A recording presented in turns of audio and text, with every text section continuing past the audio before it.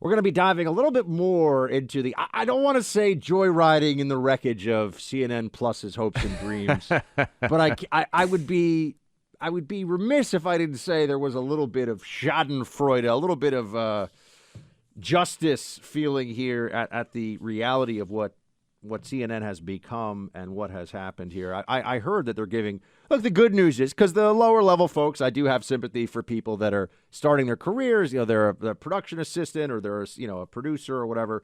They're going to get, I think, 9 months of severance is what I heard. Yeah, that's pretty good, Buck. I've gotten laid off before in media. Didn't get 6 or 9 months. I've been at places where it was like, a fire sale, all hands on deck, and, you're just lucky if you got to walk out of there with your wallet in your pocket.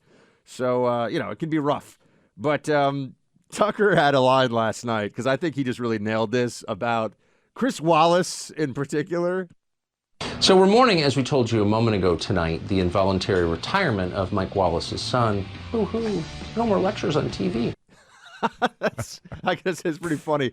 Look, man, when you're the son of one of the most famous broadcast news people of all time, and you never stop to think, maybe I'm really lucky, you make bad decisions. Well, how about Fox News, letting Tucker kind of have some fun with that decision of Chris Wallace to leave, right? I mean, that's why I think Fox News is so popular, is they try to be as honest as they possibly can with their audience. And when somebody throws up the peace sign and says, I don't want to be with you anymore because you're not trustworthy, and then they get wiped out, it's hard not to enjoy it. Yeah. And that is where we are. That's what we're dealing with right now, is that fallout from everything associated with that collapse. We've been having fun with CNN Plus, which closed yesterday, announced it was closing yesterday about an hour before we came on the air. $300 million up in smoke, just totally burned out. And do you know, this is according to Bobby Barack, who writes at Outkick. And by the way, 24-year-old kid doing phenomenal work. And if you at all are interested in somebody who is sane in an insane world, he does a really good job covering media. He just wrote this at Outkick. I'm reading from his article. According to two individuals with knowledge, top CNN officials recently met with Keith Olbermann about a role at CNN. But can you think of a more, this is just kind of a fun parlor game. I'll let everybody else out there also weigh in. You can find us on Twitter and whatnot. Can you think of a worse hire for CNN to make than Keith Olbermann in terms of trying to rebuild legitimacy and trust in their brand? I'm not sure that I can think of anyone in media that would be a dumber hire, which probably means CNN's going to do it. I mean, they did hire Elliot Spitzer after all that stuff happened. So they still got Jeffrey Toobin. That's true. That's true. They will make some pretty outrageous decisions. So it's not at all surprising. I do remember at the time the rumor was that it was actually MSNBC employees who were revolting at the thought of bringing Olbermann back there. But he's no longer a person. Look, when you're the tent pole, right? The media term for the big name, the 8 p.m. who brings a lot of viewers, and then that holds it up for everybody else, right? When you're the tent pole at MSNBC, that is something that is influence, right? That is a person that is in the national conversation. I think Olbermann shows you where, and I really mean this, where leftism takes you, being bitter, nasty, unfulfilled, and just stroking cats that look like they belong to a Bond villain. I think that's maybe even the hairless cat, but I think that's where it is. I can't think of a dumber move by them. By the way, speaking of the opposite of this, we should have mentioned this yesterday. I didn't realize it.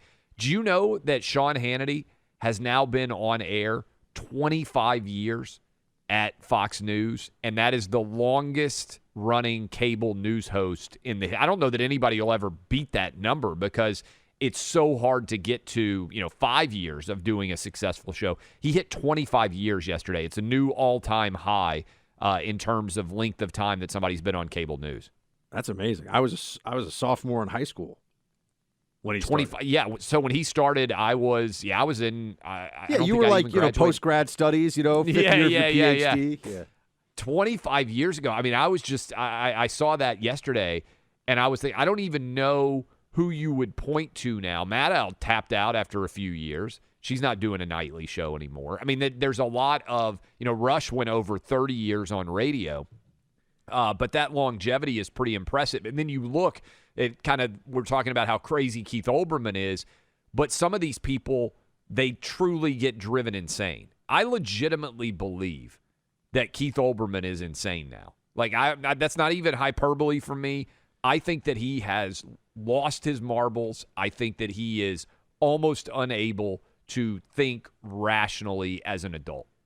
Yeah, I think when your entire life just becomes your brand and self-obsession, you lose touch with a lot of things that make us all normal and people able to understand and connect with others on a level beyond, what are my ratings? By the way, Jimmy Fallon actually had... Yeah, I saw this. A pretty funny... Jimmy, of the late-night comedians, correct me if you think this is wrong, I don't watch that stuff, so I only see clips, right? I'll see clips here and there.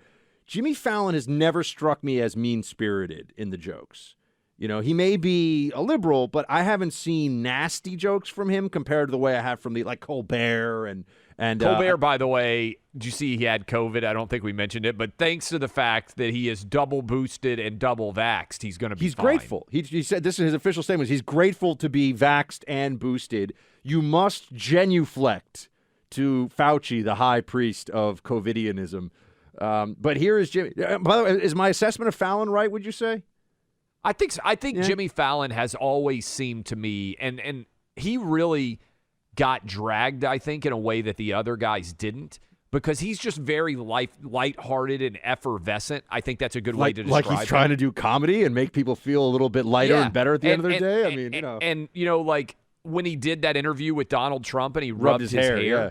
And everybody was furious at him. And then Colbert had some success, and everybody just decided, we have to go into that political space. I think he fits in it really poorly. Here is Fallon, by the way, with a joke at CNN.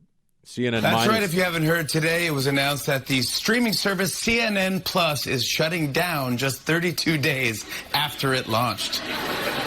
That's right. CNN Plus is gone, which means in 6 months it'll be turned into Spirit Halloween Plus. 32 days. Oh, my God. I've had avocados that last longer than that. Yeah, it was doing so badly, all they had to do was call their one subscriber. They're like, hey, Doug, we're not going to do this. That's pretty amazing. I would also say it is the case that Zucker, who was ousted just a couple of months ago, this was his project, his vision, and he's a guy who just got very far by being in the right place at the right time on, what was it, the Today Show, and then they let him run CNN. CNN's brand is damaged, I think, permanently. For anybody that cares about truth and objectivity. They became the anti-Trump network. It was obvious, and they became propaganda shills for the Democrat Party without any ballast, without any real attempt at balance, and that comes with consequences, apparently $300 million worth of them. It's the biggest failure given time, because there's obviously been multi-year collapses that are worse, but I don't think $300 million in the history of media has ever been wasted more rapidly than what we saw with CNN Plus. I can't think of anything that comes close. Here's Axios' media reporter on the collapse of CNN. There was this move or effort to stake a claim over CNN's future post-merger. There was a fear that if they didn't launch this, then the future of CNN's digital strategy would belong to Discovery and not the folks at CNN. There was also this weird question of, what do you do about the 700 people you hired? If you hire them to create all this content, to create a service, and it never even launches, it's a massive morale problem internally anytime they try to do something moving forward. So I definitely agree with you that there was some politics involved, and then there was also just some concerns about how does this look politically with employees. Meanwhile, up on CNN, right? I mean, that pretty much says it. This whole thing is a collapse. Yes. It's crazy. I mean, and CNN, look, it's really a caretaker role for both for the hosts, for the management over there. CNN was something that was created and successfully in the 80s, 90s, and through the early 2000s, and it is heading in the wrong direction. By the way, they've launched The CDC, this is on CNN right now, Clay, launches new forecasting center to be like the National Weather Service for infectious disease. We're now going to have the CDC harassing us with, we think the virus could go up, could go down, could be in the middle, not too hot, not too warm. Yeah, this reminds me of, remember, you will certainly remember it because you were in the CIA, but when we were going to get the color alerts for how dangerous terror attacks were. It was not one of the Bush administration's better moments, I will say. That was not does that still exist? No. I don't even know if the color because service everyone's walking around like it's an orange day. Yeah. What am I supposed to do? Yeah. What do you want me to do? Orange change. Day? Yeah. More because the thing people say, well, it's for government readiness. All right, well then have it be like a government internal memo. But I don't need to be all worried about my Orange Day. Look at the public hysteria over masks. You think it's definitely not helpful to tell everybody, any. The reason why now. I bring it up is hopefully this CDC platform is going to go that way, right? I can already in my head see are people going to care next year about the CDC's analysis of viral threats, especially because they get everything wrong anyway. They're like economists, Buck. They're good at telling you what's going to happen after it's already happened. They can be like, well, this is what, and even then they're still kind of making it up. But the data they can use, but they almost never get things right in advance. I will tell you one bit of happy news for everybody.